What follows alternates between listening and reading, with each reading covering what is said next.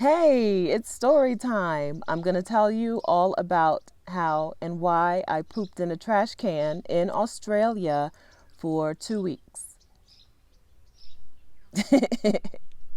But first, if you're new here, welcome. I hope this is not your first video of mine, but welcome. My name is Stephanie Perry. When I was 41, I quit my job to travel for a year on my savings.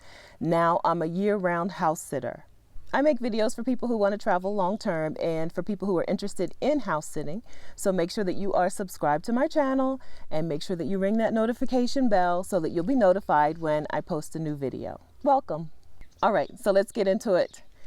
This story actually starts in Cambodia. You know that I took 12 months. I was traveling full time for 12 months. I hit 12 countries during that time period.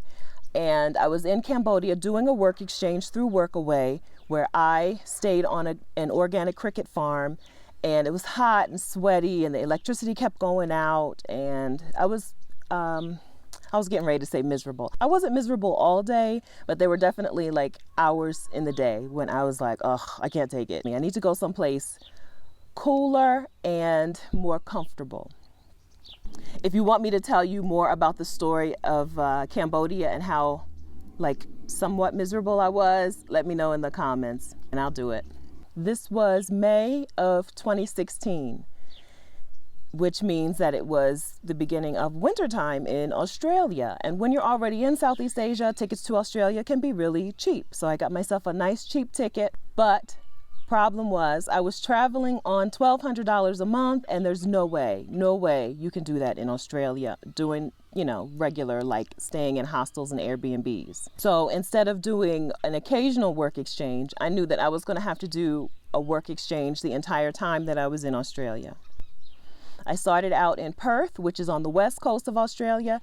It's kind of boring, I think I would say Perth is, but they are spoiled for beaches. Their beaches are gorgeous. I'm from Delaware in the US on the East Coast, and so I'm used to being able to drive, a few minutes and there's the beach. But they don't look like Australia's beaches. I mean, Australia's beaches are gorgeous. They're amazing. But staying in Australia is super expensive. It's not a budget-friendly place by any means. So I knew I was going to have to confirm some work exchanges. Outside of Perth, I stayed with a family in a region called the Swan Valley or Swan River or something. It's a wine region in Australia, and it's beautiful place, but it's crazy expensive. It's so expensive in Australia that it's not uncommon for people to be building a home for years. So I hooked up with this couple through Workaway, the work exchange website, and I agreed to come work for them in exchange for free room and board. They were giving me a free place to stay and all of my meals for a little over 2 weeks. They bred schnauzers, so they needed somebody to help take care of the schnauzers during the day, make their food. And she wanted some help with a website, which it turns out I couldn't even help her with. I did some weed whacking. They had a lot of property and no lawnmower, so they cut all the property grass with a weed whacker, which I will never volunteer to do again. And they had a garage full of auto parts that people would order and and they would ship out. So I would fulfill orders as they came in as well. So the agreement was that I would work 4 or 5 hours per day while I was there, and I would stay in the RV on their property. Like I said, they'd been building a house for years, so they lived in the RV when they first bought the property, and then they built the garage for the property, and they moved into the garage. They put a kitchen off of the garage, a little living space, a bedroom, and a shower, but not a full bathroom. They did not have a toilet. Even though they had plumbing and they had running water in the house, they didn't have a toilet. They had, and they didn't even have a composting toilet, which is something that you might expect from people who are living like this. No, they had a dumpster, a regular trash dumpster with the lid, the lift-up lid. They put the dumpster in this. So they had a chicken coop outside, and they put the dumpster like under a shelter beside the chicken coop and covered it with tarp around, made like walls and a roof out of tarp. And then they put a little step up to the dumpster, and they put a wooden seat over top of the dumpster to make it into like a humongous toilet with a hole, like a toilet seat. And that's what we used as our toilet. I knew about this before I went there. I knew about it before I went there. This is how desperate I was to stay within my budget in Australia. Pooping in the dumpster, surprisingly easy to adapt to. I knew the situation before I got there, and she kept telling me, are you sure? Are you sure? They had had lots of work away, people come and go, and people had given them such amazing reviews. You know, everybody's like, oh, they're like family now. They're like friends now. And, you know, we come and visit them. We left there, work exchange, but we're staying in Australia, traveling for a year on our working holiday visa. And we come back and see them every month. And, you know, I mean, glowing reviews. So I did stay at this home with this couple, and I did use the dumpster toilet. It didn't stink. It didn't stink at all. Like, it didn't smell at all. I don't have a good sense of smell, so I don't smell stuff unless it's really strong. So I admit that. But it didn't stink because we used horse manure. After you use the dumpster, you have to dump horse manure on top of it, which doesn't stink and absorbs odors and whatever. I don't know. It might have been mixed with something else. I didn't ask too many questions, but after you use the dumpster toilet, put the horse manure on top and wipe toilet paper there, no problems. And then you had to go into the house to wash your hands and then go on about your business.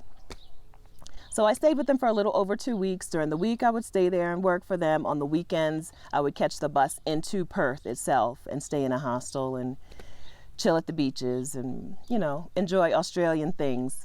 But now you know exactly how desperate I was to travel on a very tight budget and not go home and go back to work.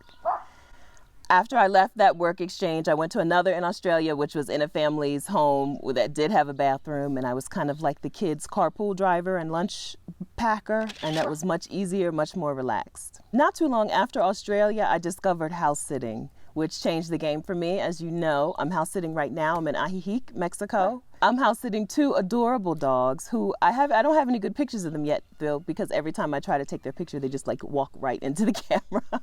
So I'll show them to you. So house sitting has changed the game. I no longer have to poop in dumpsters.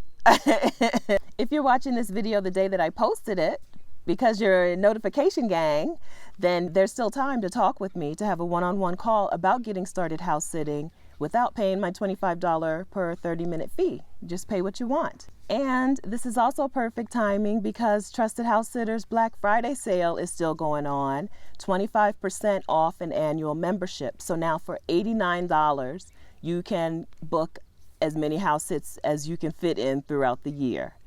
But of course, links are in the description, so click the link in the description, sign up for your one-on-one call with me, pay what you want, you can buy me a cup of coffee, and I will tell you specifically how to get your first house sit. Because I know nobody wants to pay that $89 fee, even though it's on sale, or the $119 on a regular day, and still not be sure if they're going to actually get booked for house sits. I can help you with that. All you have to do is call me. Link is in the description. My Calendly schedule is calendly.com/Stephanie-245. I think you guys liked my day in the life video, so I'm going to do a couple more story times and try to do a couple more day in the life videos so that you can see what a regular day of house sitting is like. It's a beautiful December afternoon here in Mexico. It's probably 78 degrees. I only have this on. I don't have this on because it's cool. I have it on because last time I wore this shirt in a video, I looked like a washed out mummy person. So I promised I would never wear it again. So I had to cover it up. But if you're on Team Boycott Winner like me, go ahead and sign up for Trusted House Sitters and get started. You know what? Even if you're one of those weirdos who loves the cold and snow and blah, blah, blah, there's plenty of that out there for you too. Canadians love to travel in the wintertime, and they love to have people in their homes, taking care of their homes and pets while they're gone. So it's perfect for you because I'm not going after those house sits. No, indeed. You can have that. Thank you so much for watching this video. Please take a second and hit the like button and share it with anybody you know who is down for some crazy budget travel. Thank you so much for watching. Happy December. I'll see you next time. Because I know nobody wants to pay that $89 fee, even though it's on sale. Guys, give me a second.